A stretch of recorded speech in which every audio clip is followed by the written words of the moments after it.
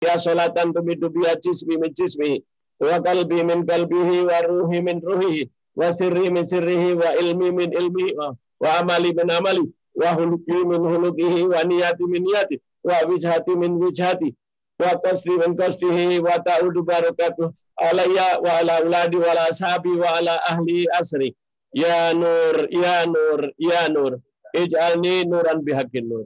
Bismillahirrahmanirrahim. Alhamdulillahi rabbil alamin. Miftahi babi rahmatillah. Adada ma fi ilmillah. Salatan wa salaman daimaini bidawami mulkillah. Wa ala alihi wa sahbihi wa man wala.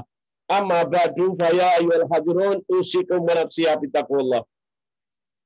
Para hadirin, kita telah mempelajari 9 pintu setan. Yang pertama gurur atau congkak. Yang kedua, iri atau dengki. Nah, yang ketiga kemarin kita jelaskan mengenai tamak. Nah, sekarang kita jelaskan selanjutnya yaitu mengenai sombong. Kemarin kita jelaskan apa bedanya tamak dan sombong. Kalau tamak itu kita tidak perlu bantuan. Ya, kalau sombong kita merasa lebih hebat daripada seluruh orang. Itu sombong. Tapi kalau congkak, kita nggak perlu bantuan siapapun. Jadi ini jelas. Apa itu sombong? Dijelaskan oleh Allah di dalam Al-Quran. Surat 36 ayat 77. Surat 36 ayat 77. Surat Yasin. Allah memberi contoh di dalam surat Yasin.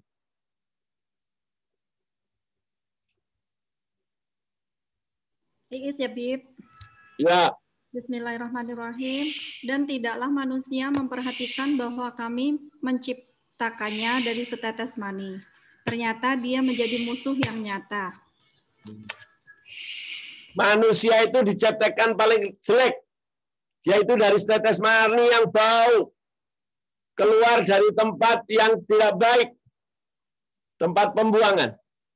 Tetapi kalau sudah gede, dia nantang Allah. Itu menunjukkan bahwa manusia itu sombong. Padahal dia diciptakan oleh Allah. Tetapi dia merasa lebih hebat dari Allah. Nah, ini yang paling bahaya. Hati-hati, jangan sampai kita terperdaya. Yaitu dengan sombong. Kita merasa paling hebat. Lebih daripada apa yang diberikan Allah kepada kita. Nah, ini celakalah kita. Kita melihat di dalam surat ke-75. Surat ke-75 itu adalah surat maaf. Ya. Surat 75 itu surat Al-Qiyamah. Yang sebentar. Kita lihat dari awal saja. Surat Al-Baqarah. Surat Al-Baqarah. Surat Al-Baqarah. Surat kedua. Ayat ke-206.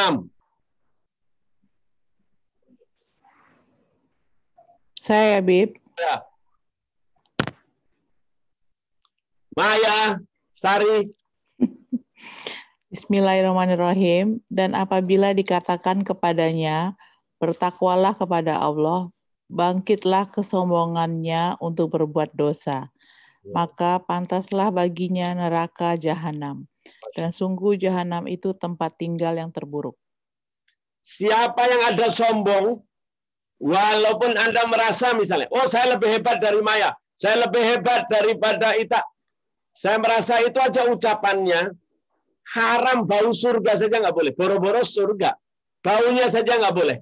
Padahal surga itu baunya 500 tahun. Jarak perjalanan 500 tahun.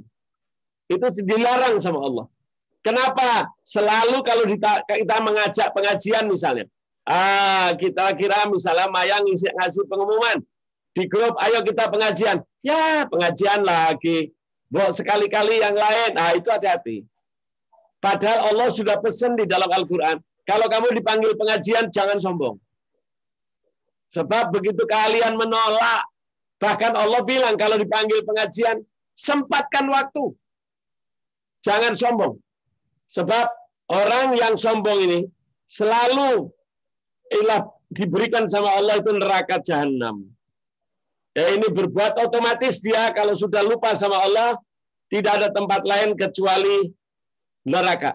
Kita lihat lagi surat keempat ayatnya 36 juga. Kalau surat kedua tadi ayat 206, sekarang surat keempat ayat 36.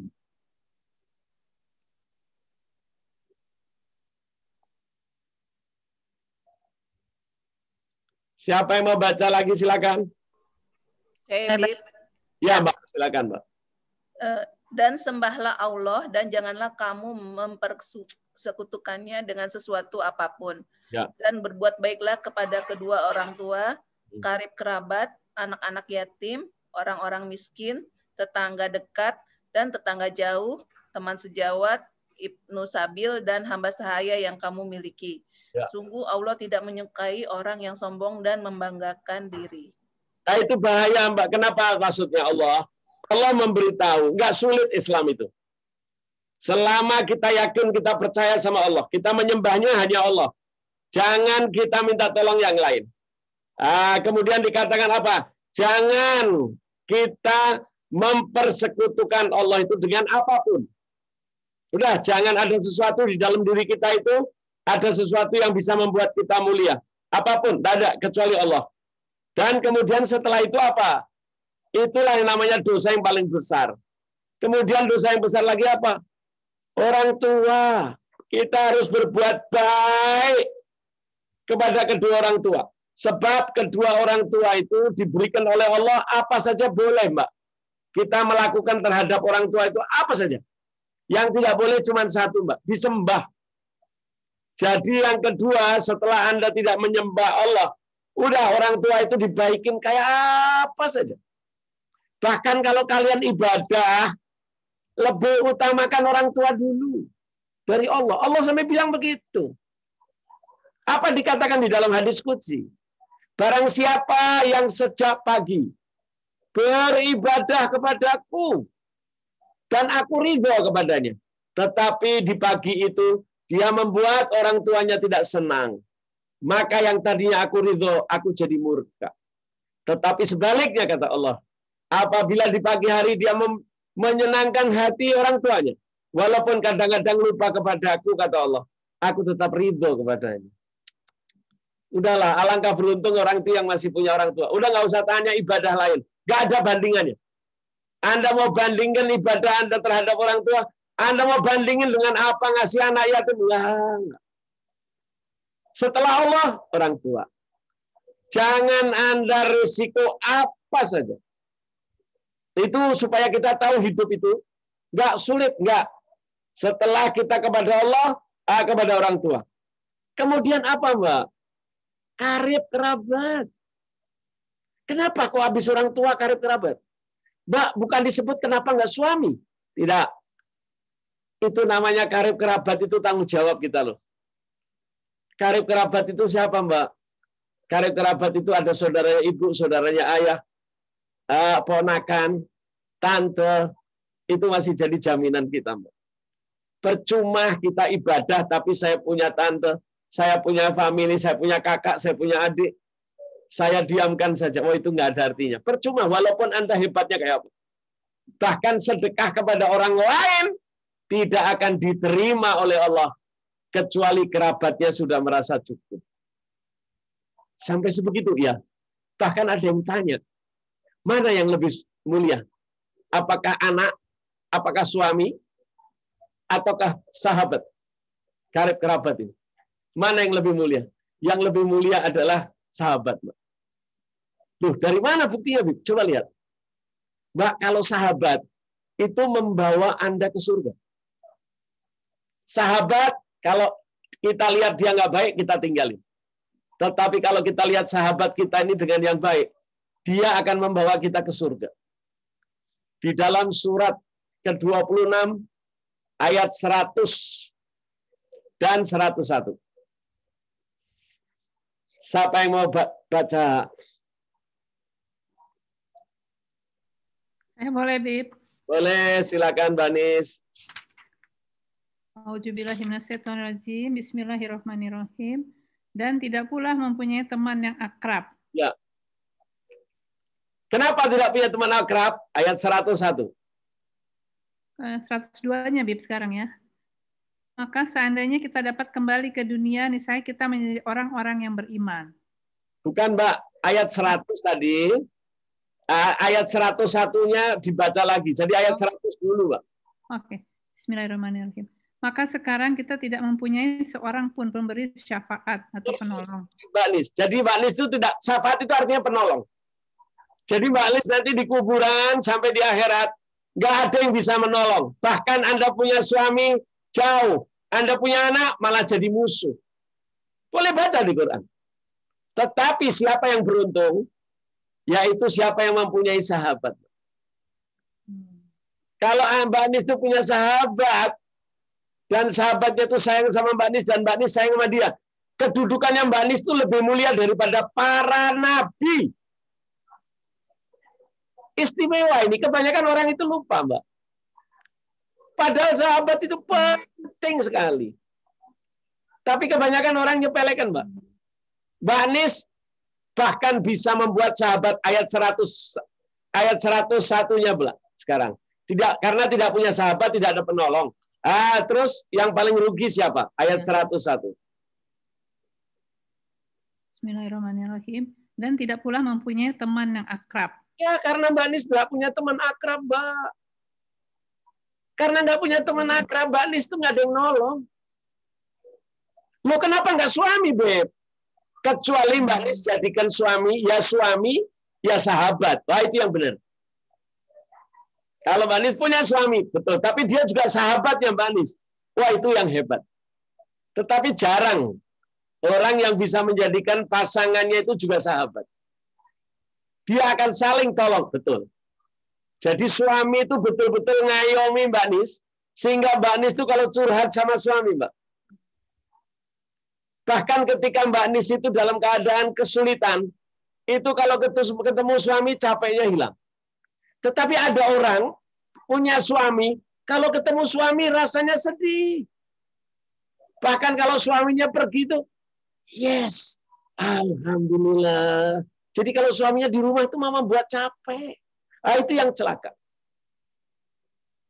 Jadi sahabat ini bisa jadi penolong. Tapi kalau suami, kita lihat surat 64 ayat 14. Surat 64 ayat 14.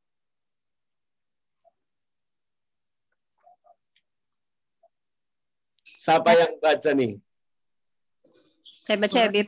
Anggap nih.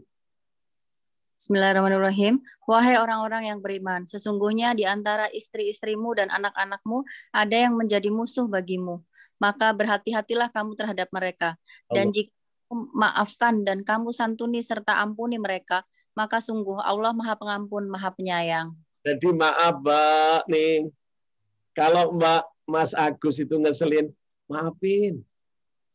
Maafin, Mbak. Kalau enggak kecelaka, Mbak. Dia bisa jadi musuh malah. Kalau Zack ada nggak ngawur buat Mbak Ning kesel, jangan bilang dia ngeselin, jangan. Sebab nanti Mbak Ning bisa nggak ketemu. Jadi hati-hati. Suami, Mbak, ya Allah namanya tiap hari ketemu, Mbak. Oleh karena itu kan dikatakan kalau kita dekat baunya kotor, tapi kalau kita jauh baunya wangi. Nah, oleh karena itu caranya apa? Jangan sampai suamimu jadi musuh. Itulah ujian yang paling celaka. Banyak loh, Mbak. Orang kalau lihat suaminya itu kalau perlu jauh-jauh, udah jauh-jauh saja. Karena kalau ketemu ribut aja, ada itu. Lah itu yang bahaya. Saya tahu, tapi Mbak Ning insya Allah enggak. Bagus. Tetapi yang celaka itu, Mbak. Oleh karena itu malah jadi musuh. Ya, itu paling bahaya. Bahkan jangan dicaci, jangan dimusuhi. Tapi maafkan. Rubah. Rubah, Mas Agus, jadikan dia sahabat. Wah, kalau kita bisa jadikan suami sahabat, Mbak. Ya Allah, nggak ada yang lebih hebat. Kenapa? Karena kita ketemu terus tiap hari. Karena dia supaya jadi penolong. Tetapi kalau suami tidak, suami itu malah jadi apa dikatakan? Waqifuhum innahum mas'ulun. Ketika nanti Mbak Ning mau masuk surga itu diberhentikan sama Mas Agus, diberhentikan sama Zek, diberhentikan sama anak-anak semua. Kenapa? Innahum mas'ul. Ning itu akan dituduh. Karena ibu saya nggak ngajarin saya begini, nggak begini. Itu malah jadi musuh. Itu maksudnya. Tetapi kalau Mbak Ning bisa rubah, dia suami, ya dia sahabat. Maka itu tidak ada, Mbak, kedudukan yang lebih tinggi. Nggak ada. Udah, kalau perlu COVID dah. Kita rawat dia baik. Di dalam riwayat diceritakan, Mbak, di dalam kalam Al-Habib Ali bin Muhammad Al-Habsyi. Ada seorang suami istri, Mbak. Ternyata suaminya itu ngomong betul sama istrinya. Istrinya ngomong apa aja, ya. Tapi telinganya tuh kadang-kadang nggak kuat, Mbak. Dengerin suara istrinya nggak kuat. Akhirnya dia sudah lama tetap tapi tidak tahan. Dia selalu maafin istrinya. Akhirnya satu saat dia bilang sama istri, gue lagi capek nih. Boleh nggak gua ngadem dulu? Ngadem di mana? Di gua. Nah, di sana kalau orang ngadem itu di gunung, masuk ke gua, beribadah di sana. Kemudian sama istrinya diizinin. Iya dah, silakan. Berapa hari? Dia bilang 40 hari. Udah dia berangkat. Berangkat sampai di gua ternyata ada 4 orang yang lagi beribadah. Dia masuk, dia dengerin aja.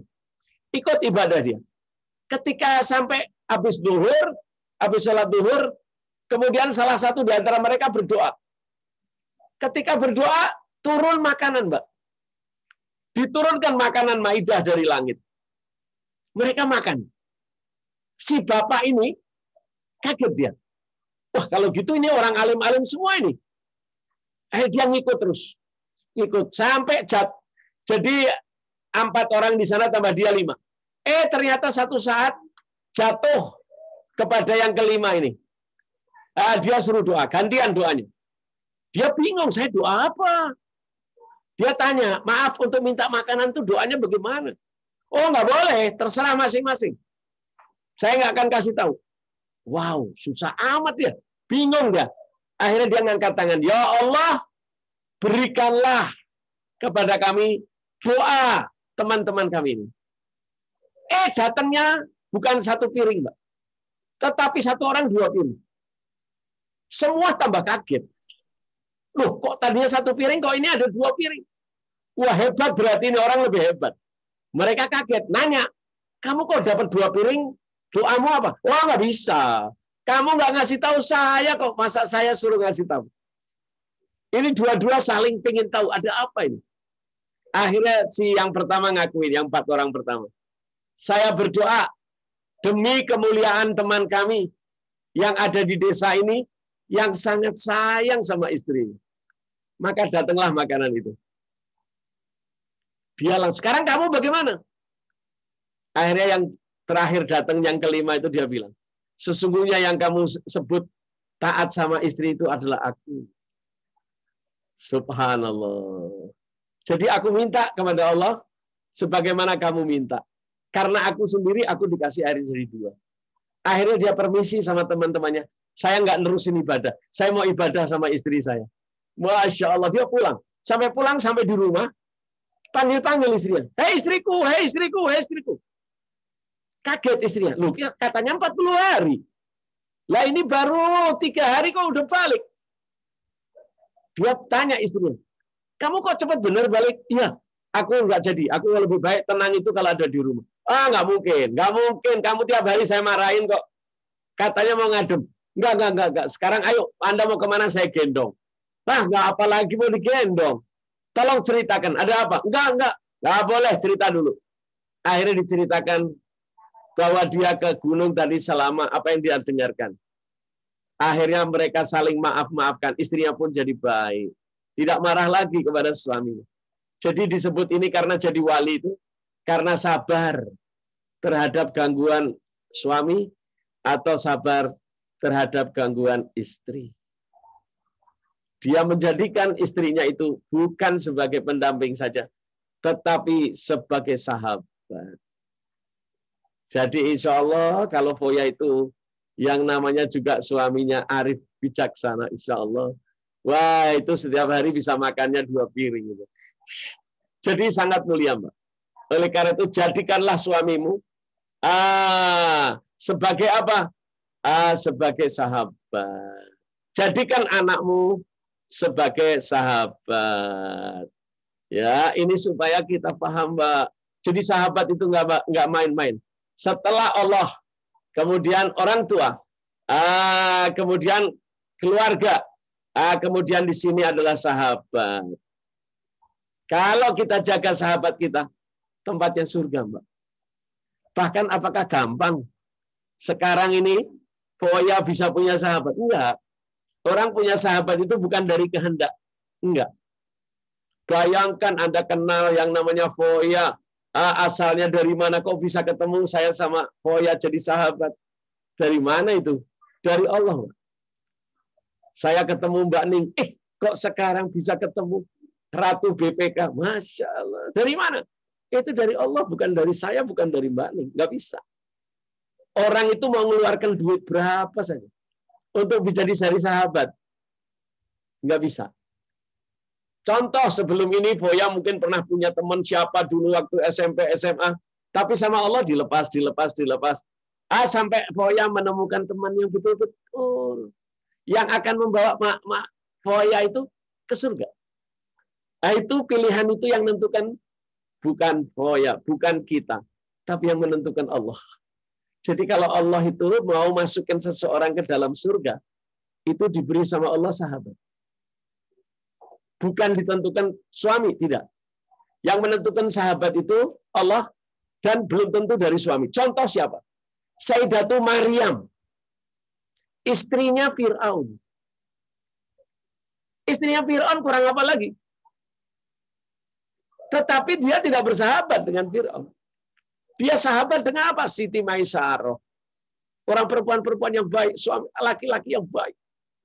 Walaupun suaminya Fir'aun. Tapi yang memasukkan dia orang jadi mulia.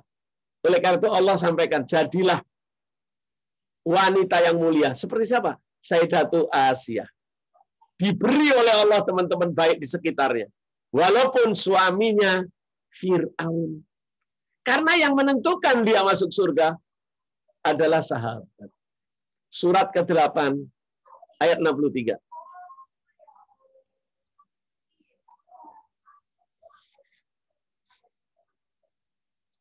Surat ke-8 ayat 63. Zuraida yang baca, Bib. Boleh. Masya Allah, Zuraida. 8 ayat 63. Baca mati mana ini?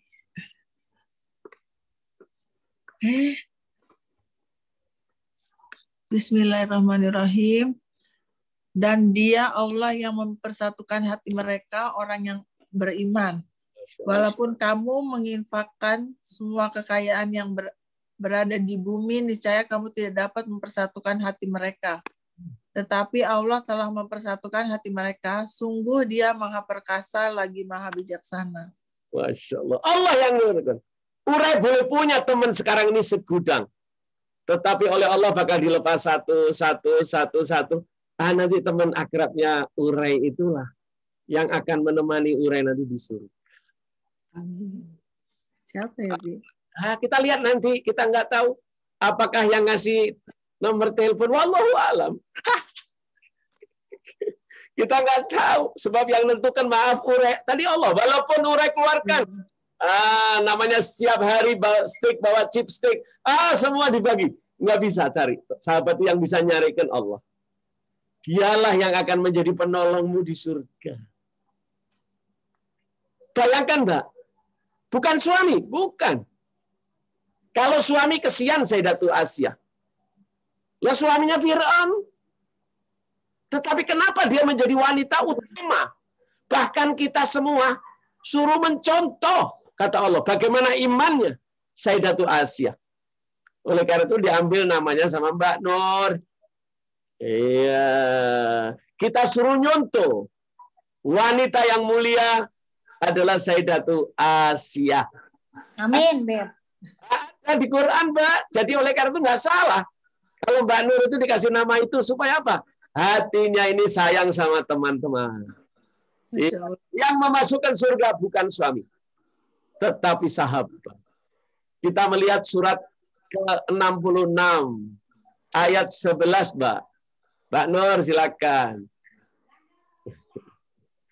Jadi penting bahasa surat 66. 66 ya, Bib. Surat 66 ayat berapa, Bib? 11. Ya Allah. 6 Ayat 11. Bib. ayat 11. Amin. Fahri. A'udzubillahi minasyaitonirrajim. Ya. Bismillahirrahmanirrahim. Dan Allah membuat perumpamaan bagi orang-orang yang beriman. Ya.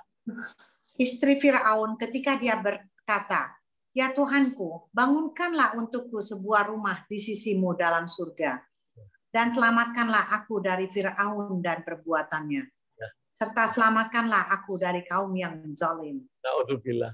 Jangan kita berputus asa. Kita punya, walaupun suami kita ini kayak Fir'aun, jangan berputus asa.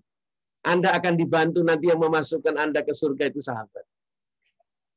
Akhirnya Sayyidina Asia itu, dia doa, inilah contoh orang yang beriman, kata Allah. Hai manusia, contohlah orang yang beriman. Siapa? Sayyidatu Asia. Seumur-umur, walaupun suaminya Fir'aun, tidak pernah mencaci maki Fir'aun.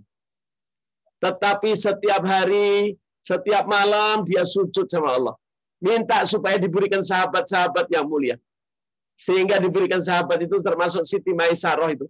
Yaitu yang ngurusin rambutnya. Yang ngurusin rambutnya Sayyidatu Asia. Itu sampai sekarang kalau Mbak Nur sama teman-teman Darussalam itu pergi umroh. Amin. Tawaf. Ketika Mbak Nur tawaf itu setelah Anda lewat dari pintu Ka'bah, terus Hijr Ismail, terus muter ke kiri. Begitu muter ke kiri, Mbak, setelah Hijr Ismail, Anda akan merasakan angin. Hajar Aswad, Bir. Sebelum Ya, dikirim oleh Allah. Dari siapa? Kejadian Sayyidatu Siti. Iya. Oh, Masya Allah. Kalau kita umroh, semua orang merasakan. Tapi akan diberi rasa. Ketika dari setelah Hijr Ismail, nanti di situ ada angin, Mbak. Anginnya tuh enak, lembut. Karena Allah memuliakan Sayyidatu Siti Maisarah. Daripada Sayyidatu. Ya. Sehingga Allah masukkan ke surga. Bahkan contoh semua orang beriman. Ya. Istimewa, Mbak, istimewa sekali. Oleh karena itu, bukan berarti saya minta, enggak, kalau Mbak Nur bisa saja. Mbak Nur teman sama teman baik, tapi sama Sandi jadi sahabat juga. Wah, itu lebih hebat. Ya suami, ya sahabat. Tetapi kalau Anda minta punya suami yang nggak baik, Anda jangan putus asa. Allah masih kasih yang namanya sahabat. Mbak, orang kalau capek, itu ketemu sahabatnya, sama Allah dihilangkan capek. Kita nih kalau ketemu sahabat, ya Allah, semua capek, semua penyakit, hilang. Kenapa? Itu berarti sahabat Anda betul. Nanti di surga pun, Anda bersama sahabat. Dan itu Mbak Nur nggak bisa rekayasa. Yang menentukan teman dekatnya Mbak Nur itu nanti Allah. Walaupun kita habisin duit kita, nggak bisa. Amin. Itu pentingnya. Oleh karena itu, sahabat, dialah yang akan menjadi penolong. Oleh karena itu Rasulullah berjanji, hai umat Islam, nanti setelah aku wafat, jangan ada satu kalimat yang mencaci maki sahabatku. Karena dialah teman-temanku nanti di surga. Kita nggak boleh caci maki. Sahabat Rasulullah, itu bukan urusanmu, kata Rasulullah. Walaupun sahabatku ada kesalahan, tapi jangan kamu bicarakan. Sebab kalau dia teman tidak baik, nggak mungkin Allah jadikan dia temanku. Jadi yang paling bahaya itu mencaci maki daripada sahabat Rasulullah. Oleh karena itu Rasulullah bilang, yang mencaci maki sahabatku, dia bukan dari golonganku. Oleh karena itu kesian Mbak orang-orang Syiah. Dia mencaci maki Sayyidina Abu Bakar, mencaci Sayyidina Umar. Padahal Allah jelaskan di dalam Al-Quran. Ketahuilah bahwa orang yang bersama engkau, ya Rasulullah, dia adalah sahabatmu. Sahabat Rasulullah ditulis dalam Al-Quran. Tapi masih ada yang caci maki. Kesian, Mbak. Kesian. Oleh karena itu Rasulullah wanti-wanti. Oleh karena itu perintahnya, Mbak.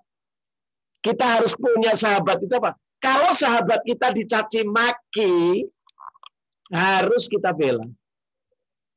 Walaupun dia salah. Misalnya, kita punya teman, Mbak Ning. Ternyata Mbak Ning itu ada kesalahan. Sehingga orang caci maki Mbak Ning di depan saya. Dan saya diam. Maka hubungan di Lauhil Mahfud, di catatan Allah, persahabatan saya sama Mbak Ning dicoret. Kenapa dicoret? Karena Anda nganggap sahabat Anda dicaci maki depan orang, Anda diam. Berarti Anda menganggap teman Anda itu rendah. Itu sombong. Harus dibela. Harus. Perkara nanti di belakang, Mbak Ning jangan gitu dong. Nggak apa-apa. Tapi di depan umum, sahabat itu harus dibela. Karena dialah yang akan mendampingi kita mendapatkan surganya Allah Subhanahu wa ta'ala. Inilah yang paling kita tahu. Oleh karena itu dia yang akan menghapus daripada dosa. Ya, dialah sahabat karib, kerabat yang menentukan siapa. Yang memilihkan sahabat adalah Allah. Kemudian siapa lagi? Setelah itu yang kita harus muliakan. Yaitu anak yatim. Kalau kita ini mau tahu sombong atau tidak, bagaimana manusia itu terhadap anak yatim? Kalau di dalam hatinya ada rasa kasih sayang sama anak yatim, hilang itu sombong. Yang menghilangkan nanti Allah. Oleh karena itu Rasulullah pesan, ya Rasulullah kalau hati saya keras, bagaimana supaya lembut? Datangilah anak yatim, peluk dia, usap kepalanya, maka hatimu walaupun sekeras apa saja akan hilang. Oleh karena itu Allah nyebut, jangan sekali-kali kalau kamu ketemu anak yatim, kamu katakan bahwa dia orang lain. Sombong. Jangan. Di dalam Al-Quran Allah sebut, kalau kamu ketemu anak yatim, ketahuilah bahwa anggaplah dia saudaramu. Jadi kalau ketemu anak yatim, jangan Anda diamkan. Jangan. Tidak ada, Mbak, orang yang paling enak masuk surga, yaitu seperti orang yang ngurus anak yatim. Rasulullah SAW bersabda, kelak yang akan dibangkitkan oleh Allah itu saya. Dan saya akan mendatangi orang-orang di Madinah. Saya akan mendatangi orang-orang yang mati di Mekah. Mereka akan bersama aku menuju ke surga. Ketika aku mau jalan menuju surga, maka ada seorang perempuan. Dia berlari-lari mendekati aku. Setelah itu dia bersama aku di sebelahku. Aku tanya, kenapa Allah jadikan mulia kamu mendampingi aku ke surga? Dia menjawab, kata Rasulullah, aku dulu ketika di dunia mengurus anak yatim. Kenapa Mbak anak yatim? Sebab kalau nggak kita yang ngurus anak yatim itu siapa? Oleh karena itu siapa yang menolong anak yatim, Allah langsung turunkan rahmat. Setiap ayat yang di dalamnya ada anak yatim, Allah minta, muliakanlah dirimu. Dengan cara apa? Memberi makan anak yatim. Memberi makan orang miskin. Selalu di mana-mana ayatnya begitu. Bahkan kedudukan surga yang paling tinggi, siapa? Orang yang ngurus anak yatim. Dia di surganya masuknya bersama Rasulullah. Bahkan Rasulullah sambil ngangkat tangannya. Dia seperti aku, seperti jari ini. Antara aku dan dia masuk surga tidak ada celah. Siapa mereka? Itulah orang yang mengurus anak yatim. Itu hadis sahih Bukhari dan Muslim. Jadi kita mesti tahu nih, supaya kita tidak hilang sombong, pasti dia cirinya senang anak yatim. Kalau dia sama anak yatim itu udah jijik, nggak enak, nggak mau, oh itu bahaya. Itu berarti Anda sombong. Orang yang sombong itu hatinya keras. Hanya bisa lunak. setelah dia mengusap kepala anak yatim. Mengusap itu maksudnya kasih sayang. Jadi hati-hati, inilah yang dikatakan oleh Allah. Uruslah anak yatim. Ini yang akan menjadikan kamu bukan orang yang sombong. Tetapi kalau kamu lupakan dia, na'udzubillah. Kemudian siapa? Orang-orang yang miskin.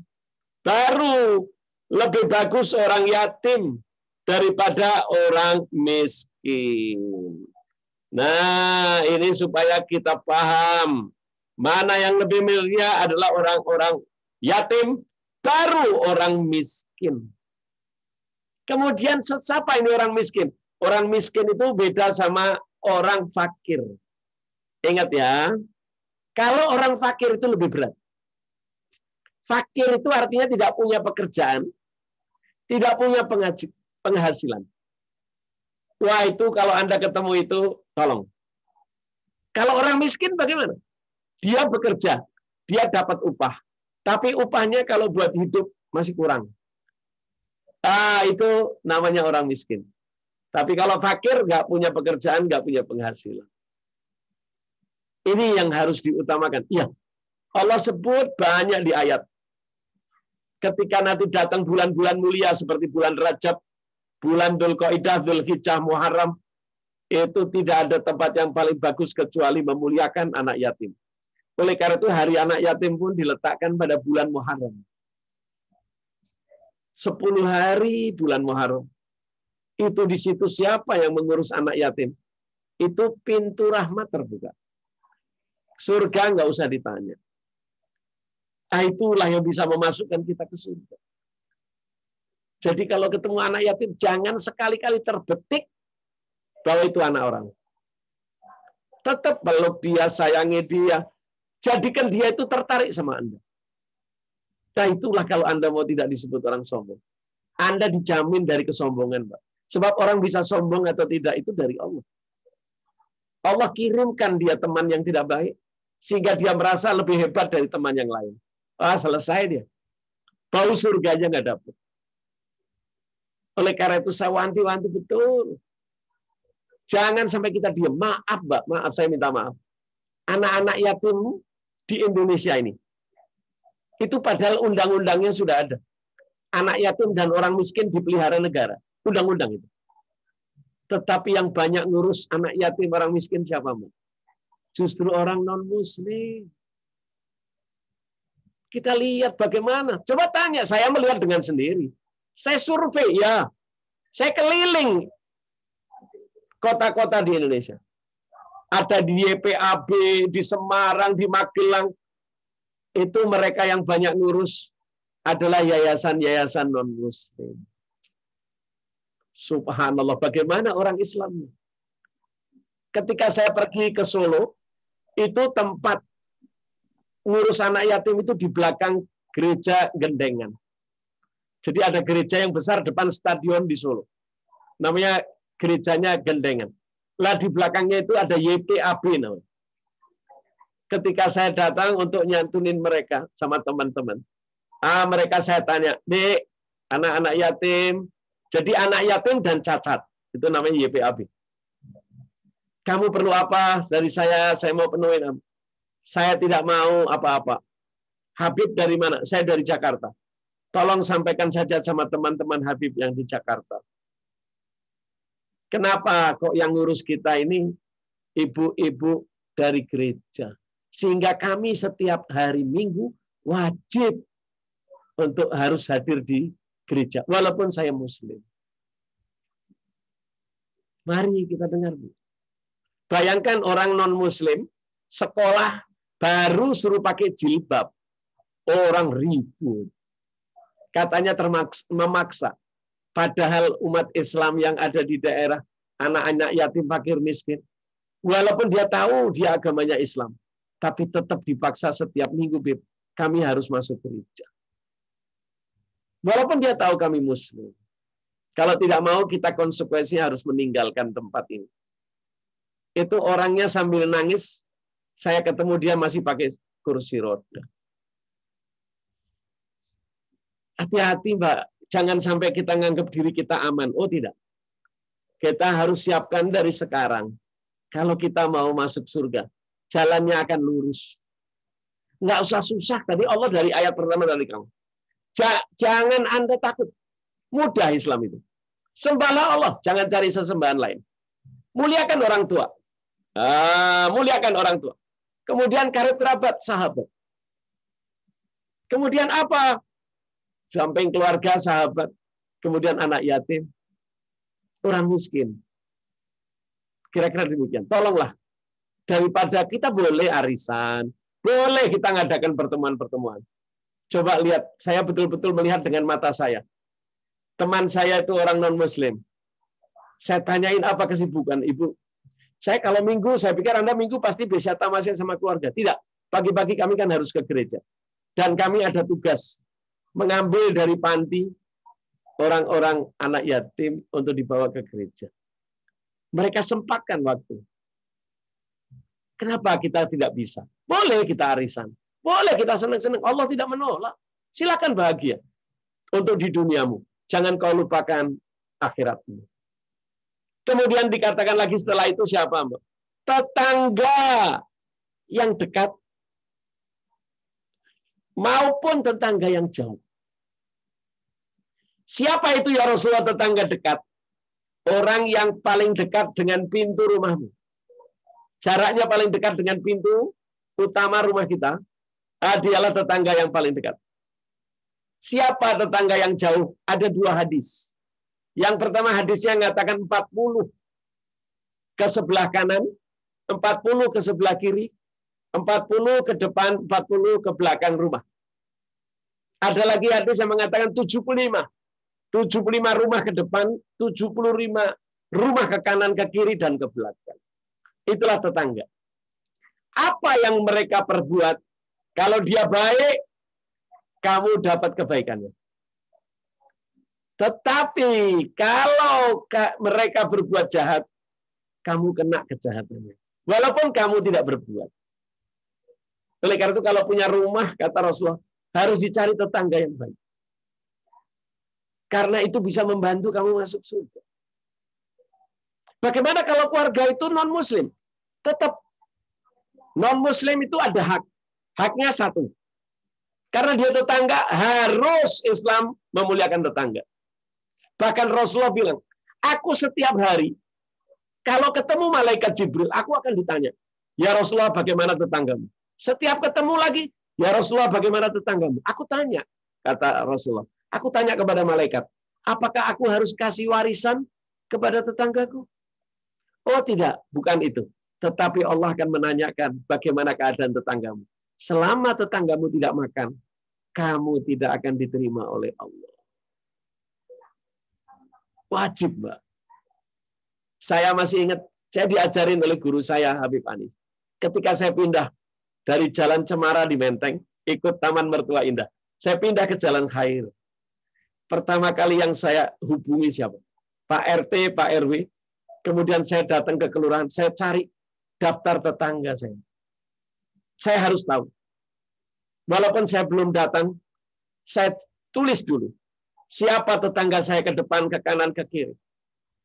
Kemudian saya tanya bagaimana keadaannya. Berapa orang yang miskin, berapa orang anak yatim. Ternyata itu saya tahu, Mbak, bahwa itu kewajiban. Sebab orang itu akan dianggap sombong. Selama dia tidak memperhatikan tetangga dekat ataupun tetangga jauh. Bayangin, Mbak, 75 ke kanan, ke kiri, ke depan. Berat, memang tidak gampang. Bahkan salah seorang dari sahabat tanya, ya Rasulullah, aku punya tetangga ya Rasulullah, seorang wanita. Setiap saat dia pakai mukena. Setiap aku melihat dia selalu sujud, ya Rasulullah. Dia orang baik ya Rasulullah. Rasulullah senyum. Dari mana kamu baik? Kamu tahu dia baik. Iya, aku lihat dia sholatnya, ibadahnya, puasanya hebat. Rasulullah tanya, bagaimana dia dengan tetangganya? Kemudian sahabat itu menunduk. Iya betul ya Rasulullah.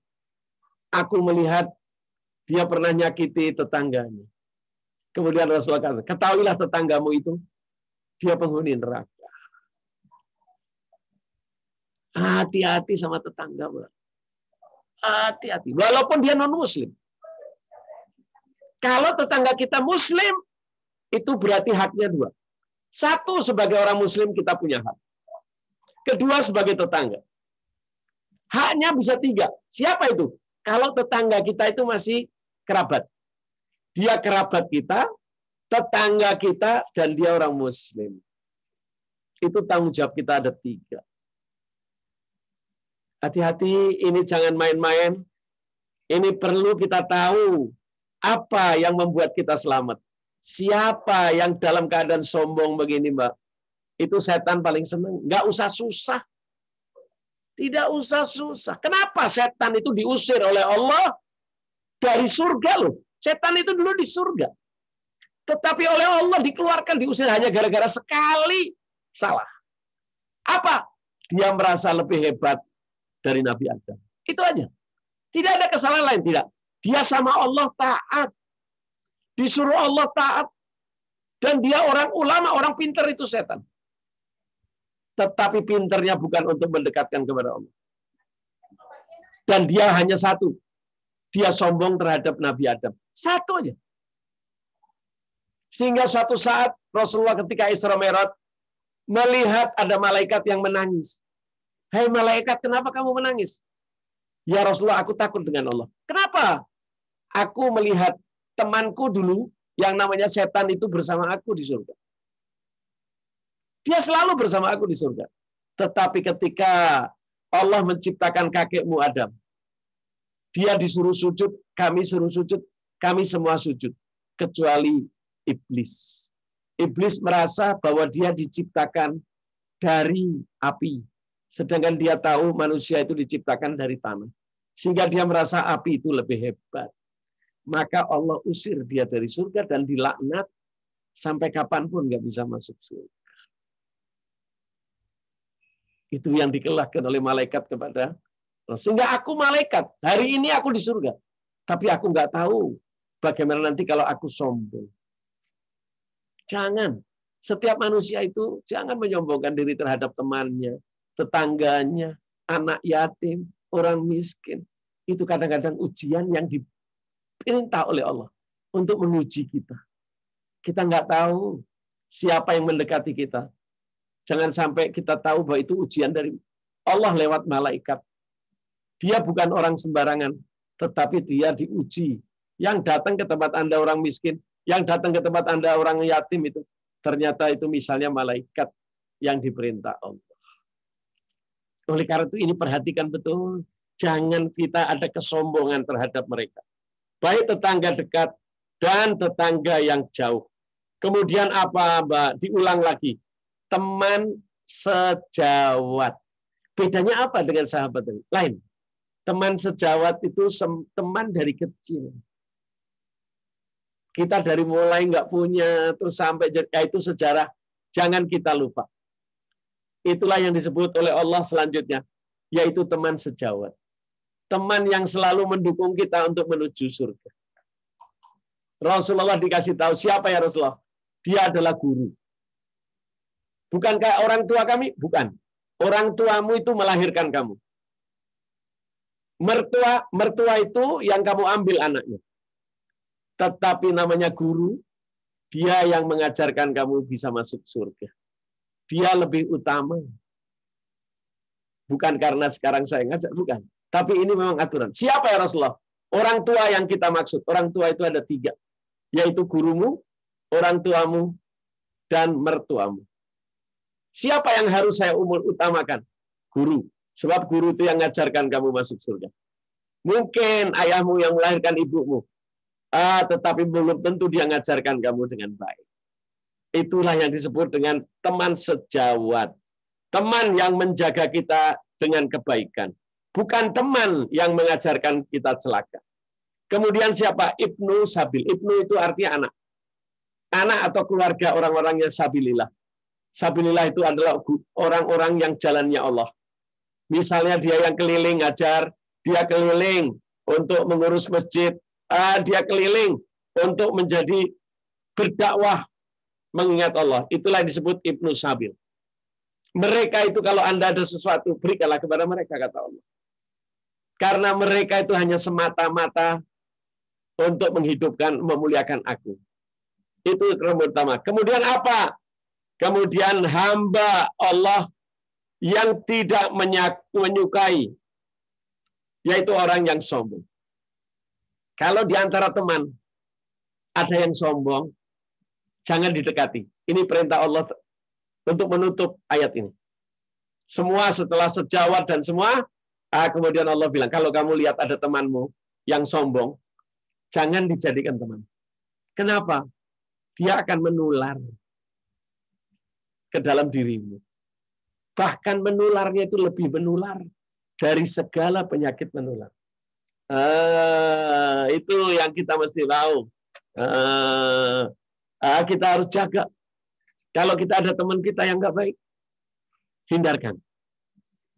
Hindarkan dia. Kenapa? Jangan sampai kalian menjadikan teman itu ada yang sombong. Karena akan menular tidak terasa. Kalau nggak percaya, coba kita lihat.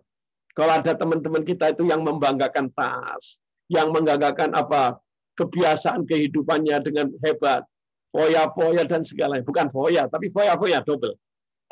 Itu jangan dijadikan teman. Kenapa? Dia akan membuat kamu menular. Kemudian Rasulullah bersabda, kalau kamu mau tahu siapa dirimu, lihatlah temanmu. Jadi kalau kita mau tahu siapa Ita, siapa Maya, kita lihat siapa sahabatnya. Kalau sahabatmu sudah sombong, kita nggak usah lihat, dirinya pasti sombong. Sebab dia menular. Oleh karena itu, al-mu'min, kata Rasulullah, kan apa? Dipikirkan oleh Rasulullah. Seorang mukmin itu seperti kaca, pengilon. Seperti kaca. Kalau kita ngaca, kita lihat teman kita nggak baik, jangan katakan dirimu baik. Pasti dia akan menular ke depanmu. Tapi kalau dia baik, pasti Allah jadikan kamu juga baik. Oleh karena itu kumpulilah orang yang baik. Jauhi, kata Allah dalam ayat penutup tadi, yaitu sahabat yang sombong. Dia akan membanggakan dirinya. Kalau kita ngobrol tuh, oh saya tuh begini, oh saya ini begini, lebih hebat, lebih hebat, lebih hebat. Itu cirinya. Tinggalkan. Ini yang paling bahaya.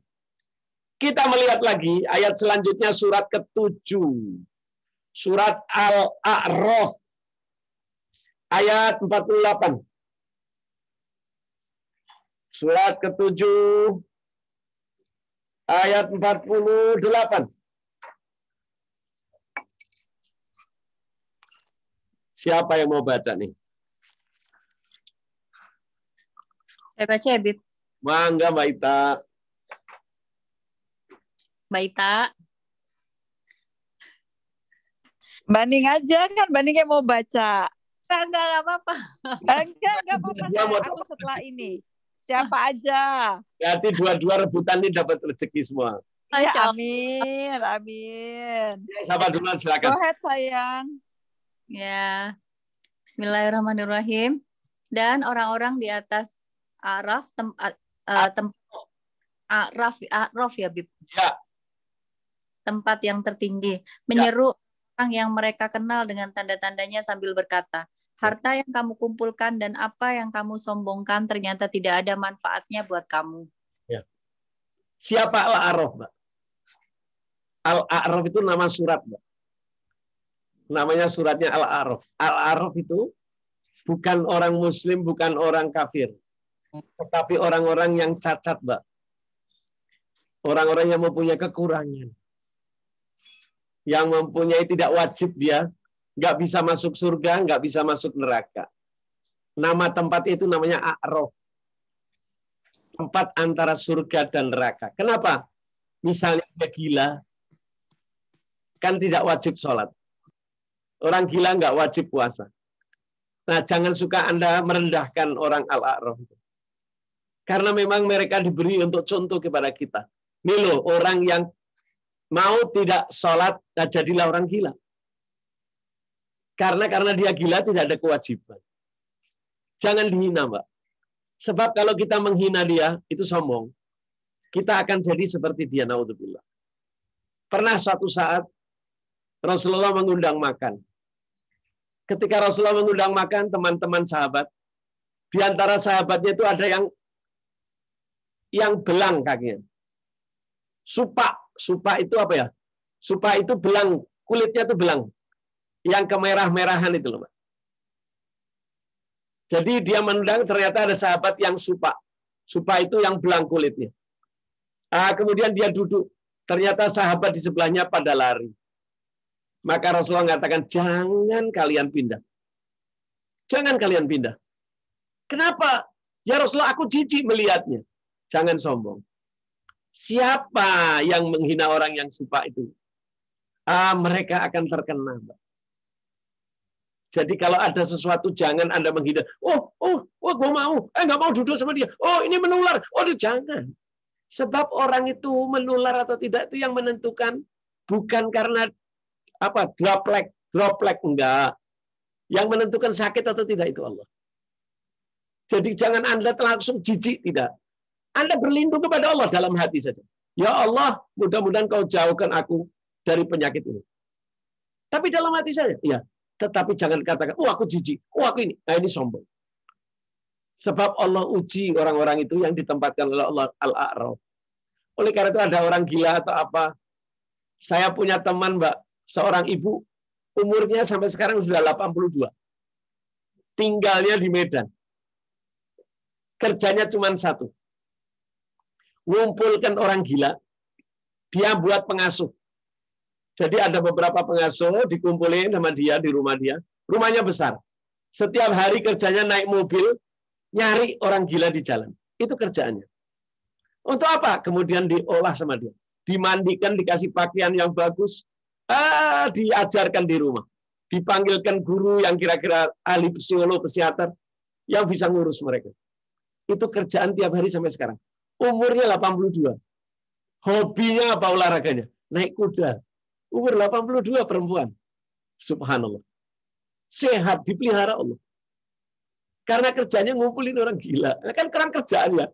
Tapi buat dia, itu adalah perintah agar dia tidak sombong. Jadi di rumahnya itu setiap hari suara, aja ada yang teriak lah, ada apa.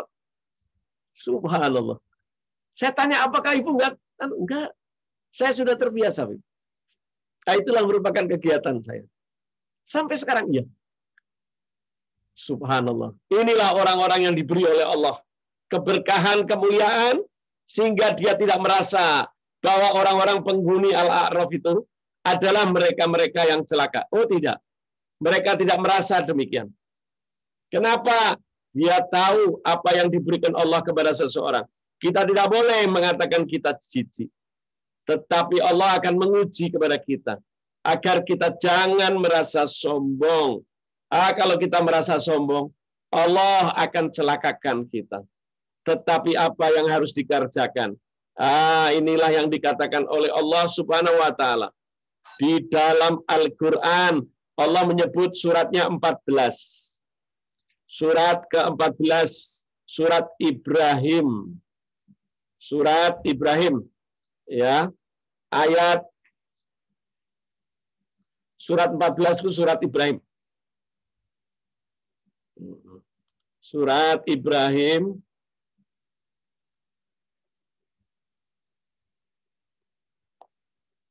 Surat Ibrahim ayat salah. Surat Ibrahim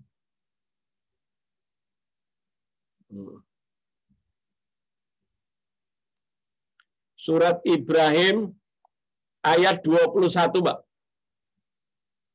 Surat Ibrahim ayat 21. Kita yang baca ya, Bib. Ya, silakan Yusnita.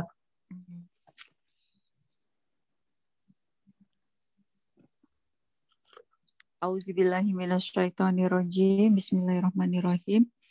Dan mereka semua di padang mahsyar berkumpul untuk menghadap ke hadirat Allah. Lalu orang yang lemah berkata kepada orang yang sombong, sesungguhnya kami dahulu adalah pengikut-pengikutmu. Maka dapatkah kamu menghindarkan kami dari azab Allah walaupun sedikit saja? Mereka menjawab, sekiranya Allah memberi petunjuk kepada kami, niscaya kami dapat memberi petunjuk kepadamu. Sama saja bagi kita, apakah kita mengeluh atau bersabar, kita tidak mempunyai tempat untuk melarikan diri. Mbak, orang bisa nggak sabar itu dipikir dari diri kita, tidak. Kita harus minta bantuan Allah. Kita minta bantuan Allah. Ya Allah, berikan aku rezeki yang banyak, tapi jangan kau jadikan aku sombong. Jangan. Sebab tanpa kita minta bantuan Allah, kita nggak bisa. Nggak gampang ini. Sebab ini kesombongan ini paling bahaya. Rasulullah mengatakan, walau siapa yang di dalam hatinya ada sedikit rasa sombong, walaupun sebesar biji sawi, tidak akan pernah bisa masuk surga. Oleh karena itu kita selalu, ya Allah, berikan saya sehat, tapi jangan jadikan saya sombong. Ya Allah, berikan saya cantik, jangan kau jadikan aku orang yang sombong. Ya Allah, berikan aku kekayaan, tapi jangan mau jadikan aku sombong. Tanpa bantuanmu, ya Allah, kami akan menjadi orang sesat. Jadi wajib dalam kita keadaan ini kita minta tolong, ya Allah, jauhkan aku dari kesombongan. Jauhkan, tanpa terasa, Mbak.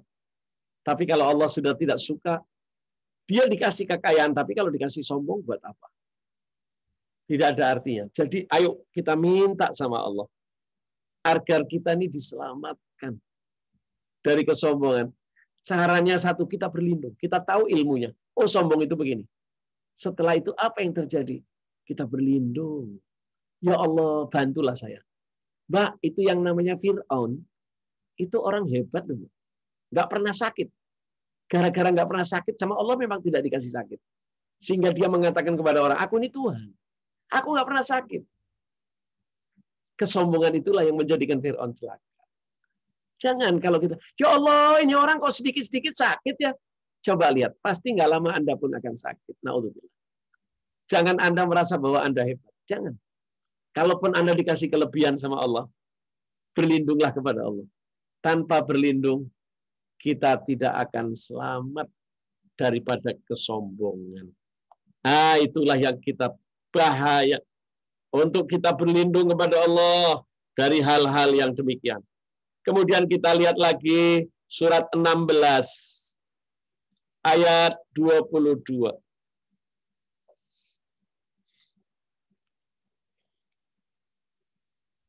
Nazia, Bib, Nazia. Ya, Nasia yang berulang tahun. Ya Allah ya Rabb.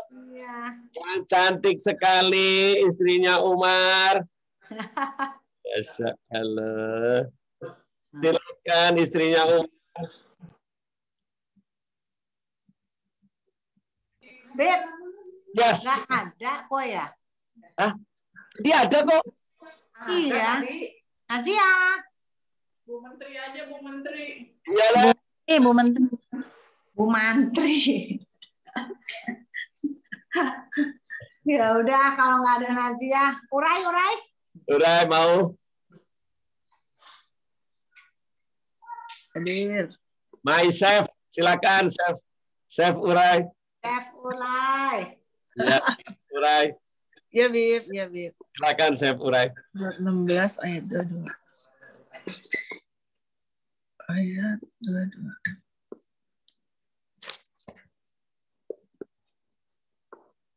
Bismillahirrahmanirrahim. Surat 16 ayat 22. Tuhan kamu adalah Tuhan yang Maha Esa. Ya. Maka orang yang tidak beriman kepada akhirat, hati mereka mengingkari keesaan Allah. Ya. Dan mereka adalah orang yang sombong. Ya. Kita kalau diciptakan sama Allah, kita tahu siapa yang menciptakan kita. Carilah dia. Cuman kebanyakan manusia itu kalau lagi kecil, dia menyerahkan sama Allah. Tapi begitu dia sudah besar, dia merasa bisa hebat. Oh, gue bisa cari duit sendiri. Oh, gue bisa hidup tanpa bantuan orang, gue bisa. Hati-hati itu. Itulah orang yang disebut sombong itu begitu. Tidak membutuhkan bantuan orang. Dia merasa lebih jauh, lebih hebat dari orang lain. Hati-hati, hati-hati. Ya, kembalilah kepada Allah.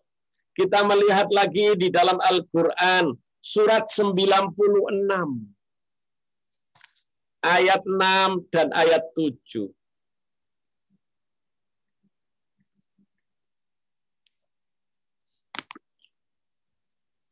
Surat 96, ayat 6 dan ayat 7.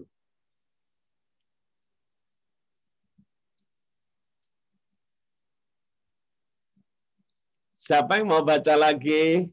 Saya Habib. Ya, silakan, Mbak. Bismillahirrahmanirrahim.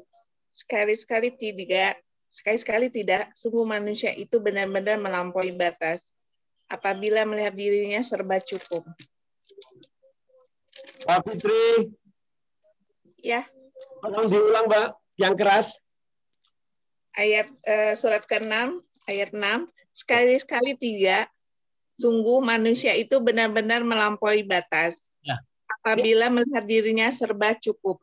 Ya, bahaya manusia, Mbak. Manusia itu kalau sudah merasa dirinya serba cukup, pasti sombong.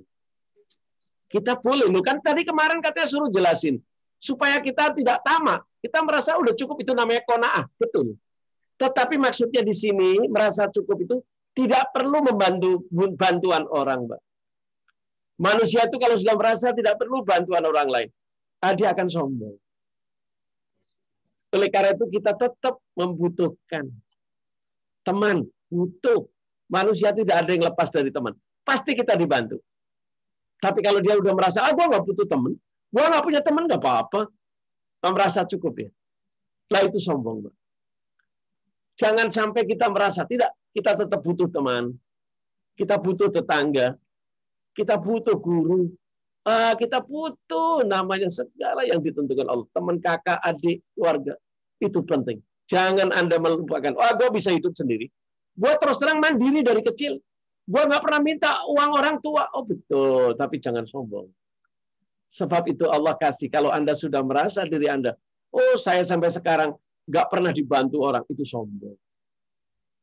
Setiap orang butuh bantuan. Setiap orang itu merasa dirinya lemah. Oleh karena itu Allah sebut manusia itu insan. Kenapa di tempat insan itu?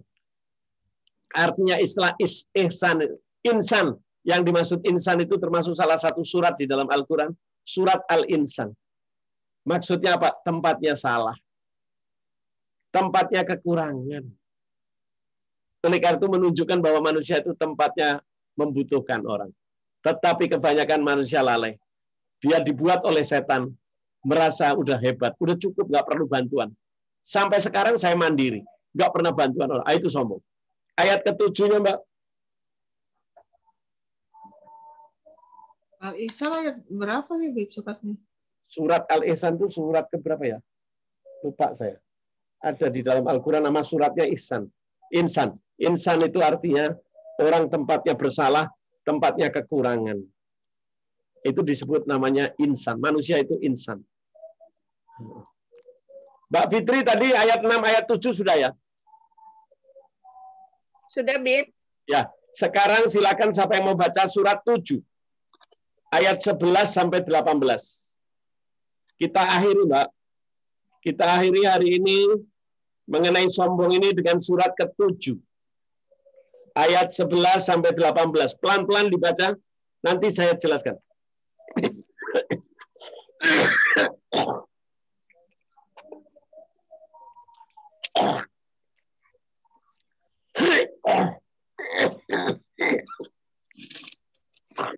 Ayo, Bib, ya. Surat ke-7 ayat 11 sampai 18, Mbak. Saya boleh baca, Bib? Ya. Bismillahirrahmanirrahim. Dan pasti akan kami berikan kepada mereka dengan ilmu kami, dan kami tidak jauh dari mereka. Ya. Timbangan pada hari itu menjadi ukuran kebenaran.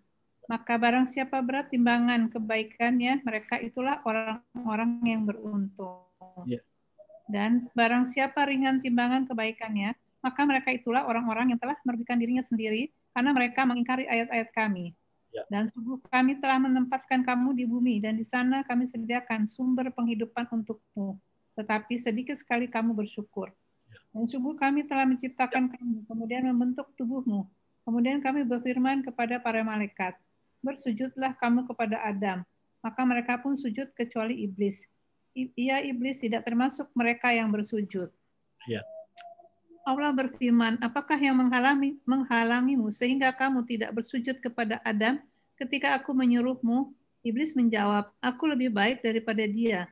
Engkau ciptakan aku dan api, sedangkan dia engkau ciptakan dari tanah.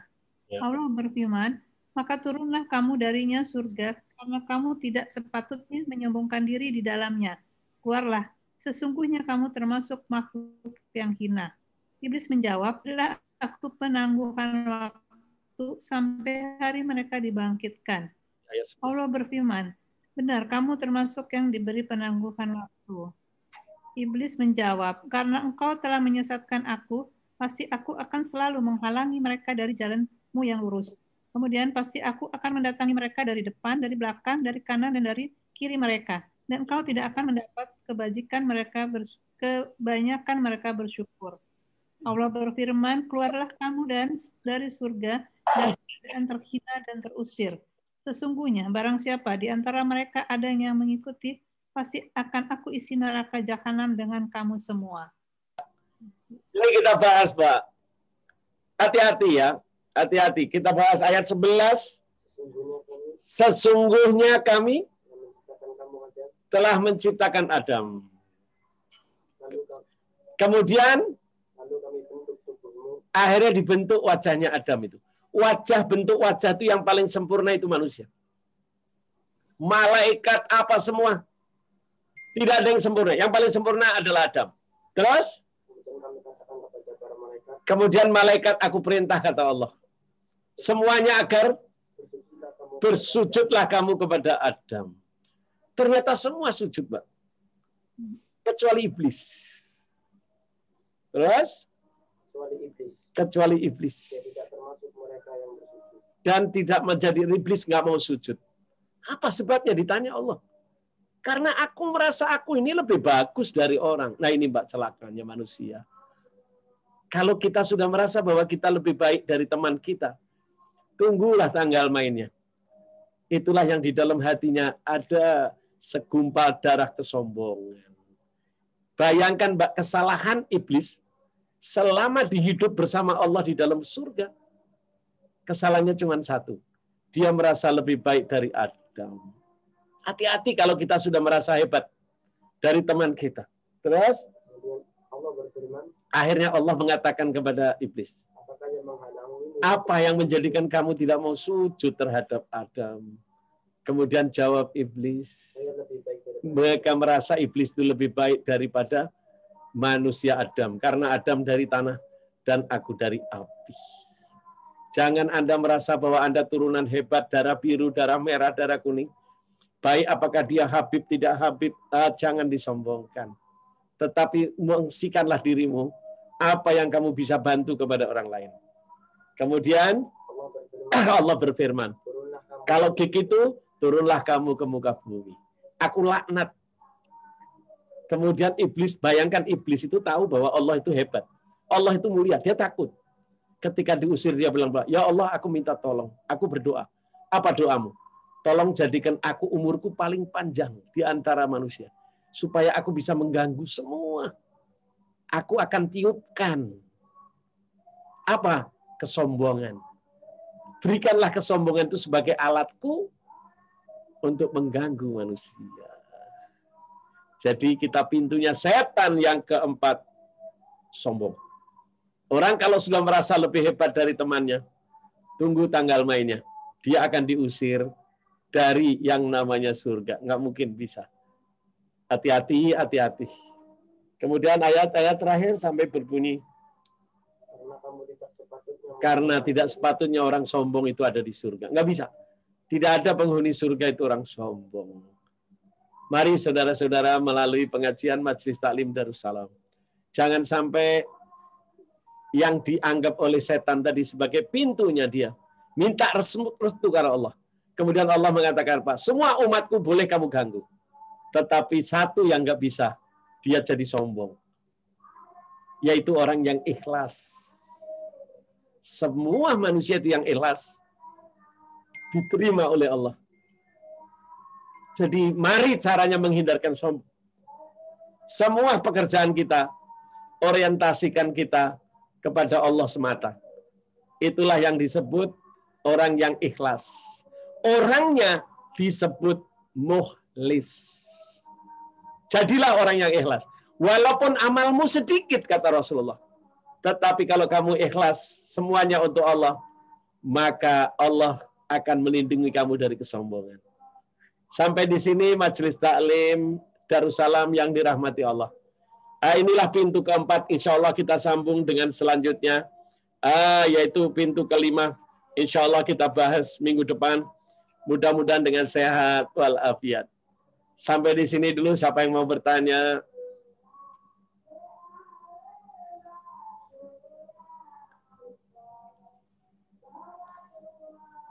Siapa yang mau tanya? Masih ada? Bagaimana supaya kita terlindung dari sombong? Al-Habib Ali bin Muhammad Al-Habsyi memberikan doa, Mbak. Ada yang bilang mengatakan itu dari gurunya, Habib Abdullah bin Husin bin Thohir. Apa itu? Kalau kita dipuji siapapun, jangan lupa dikatakan alhamdulillahi, ya, ala kulli halin, wa astaghfirullah min kulli dzanbin. Saya bersyukur kepada Allah karena Allah memang ingin aku terlihat baiknya.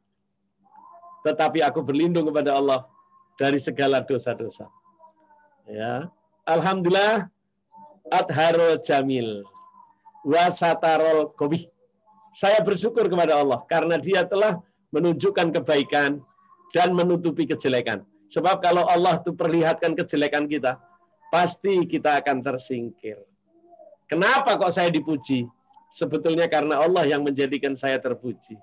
Jadi sebetulnya yang perlu dipantas untuk dipuji hanya Allah. Ingat, alhamdulillah as-satarul qabi as-satarul jamil.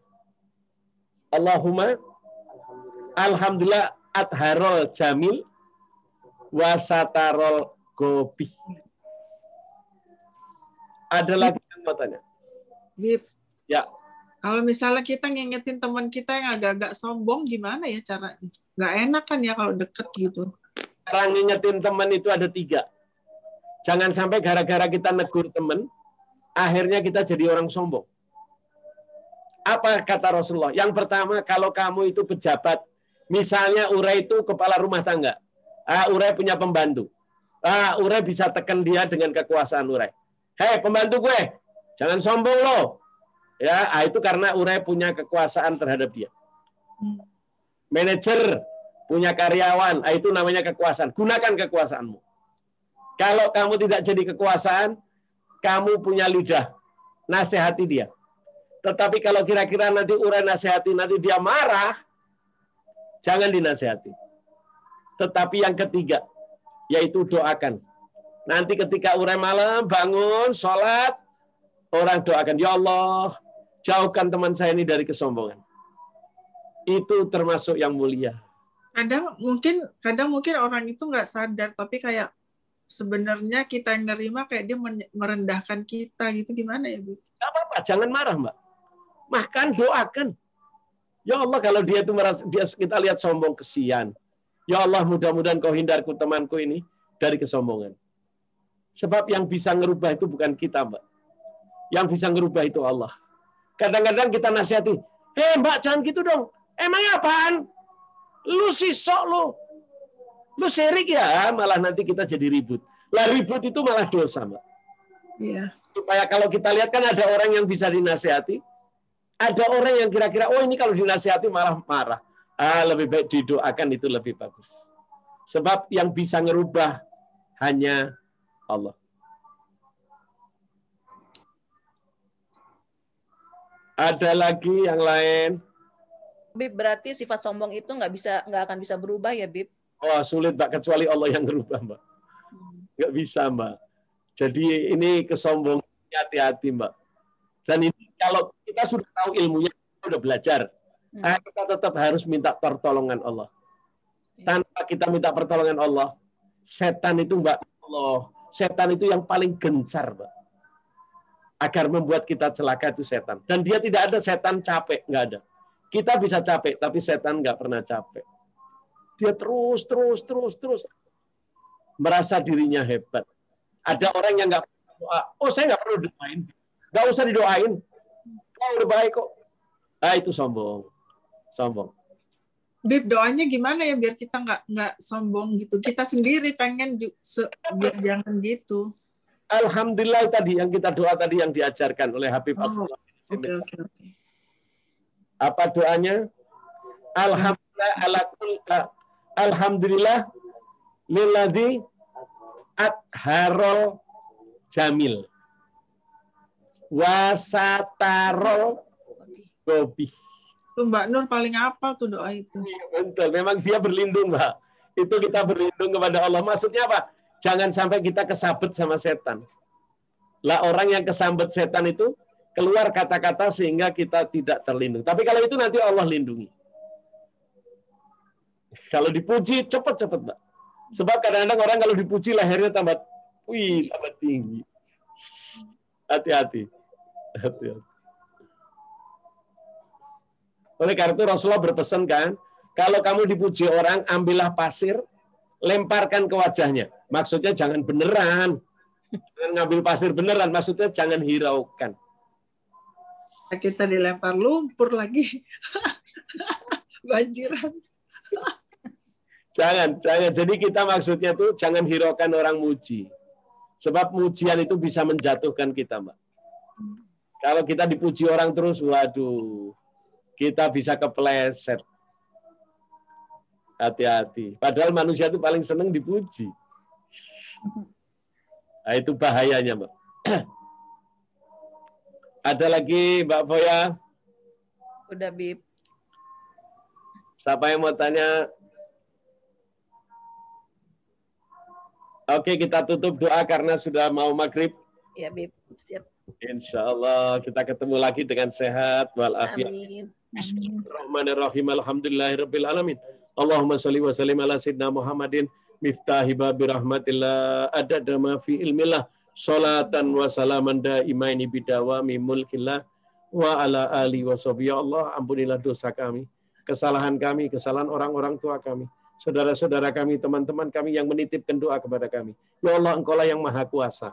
Engkau bisa jadikan siapa saja celaka. Dan Engkau bisa saja Kau berikan dia petunjuk. Maka berikanlah petunjuk kepada kami. Sebagaimana Kau berikan petunjuk kepada nabi-nabi, orang yang Kau cintai, maka berikan juga kepada kami. Dan mudahkan kami untuk mengamalkannya. Ya Allah, jagalah kami dari gangguan manusia. Dari gangguan jin dan setan yang terkutuk, yang menjadikan kita sombong.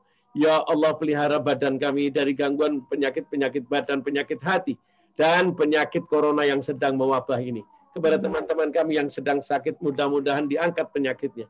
Kita dijauhkan negeri kita, bangsa kita, alam semesta ini dari penyakit corona, sehingga kita bisa kembali berkomunikasi silaturahmi bersama.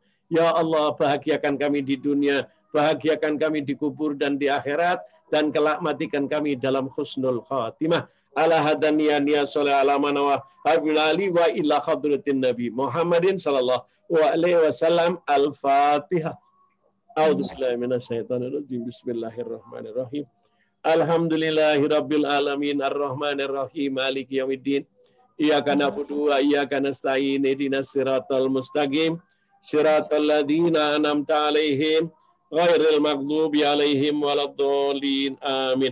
Rabbana taqabbal minna innaka antas samiul alim wa tub 'alaina innaka antat tawwabur rahim.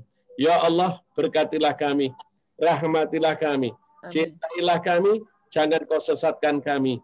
Wassallallahu ala sayyidina Muhammadin wa ala alihi washabihi wasallam walhamdulillahi rabbil alamin. Kabul. Amin. Saya berikan doa-doa untuk bulan Rajab.